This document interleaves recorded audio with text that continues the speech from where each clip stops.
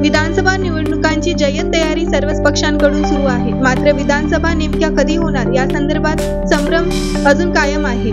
याविषयी बोलताना माजी मुख्यमंत्री पृथ्वीराज चव्हाण यांनी महत्त्वाचे विधान केले. 20 नोव्हेंबरच्या आत विधानसभा होतील असं पृथ्वीराज चव्हाण यावेळी म्हणाले. तसेच राज्यात महाविकास आघाडीचे सरकार येणार असल्याचा विश्वास देखील त्यांनी यावेळी व्यक्त केला. मला वाटतं की आज बेकारीच्या समस्येमुळे प्रचंड मोठं जे आंदोलन उभं आहे, मराठा समाजाचं आंदोलन आहे, सरकारी नोकऱ्यांमध्ये आरक्षण द्या अशी मागणी होती, ती मुळात औद्योगिक क्षेत्रामध्ये, सेवा क्षेत्रामध्ये आपण रोजगार निर्माण करू शकलो नाही याचं ते द्योतक आहे.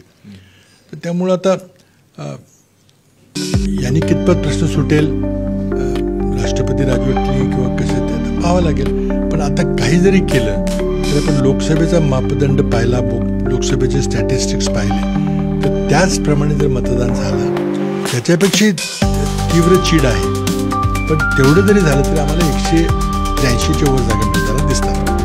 बरेचसे पंडितांना सांगतात की महाविकास आघाडीला 100ही गाठता येणार नाही.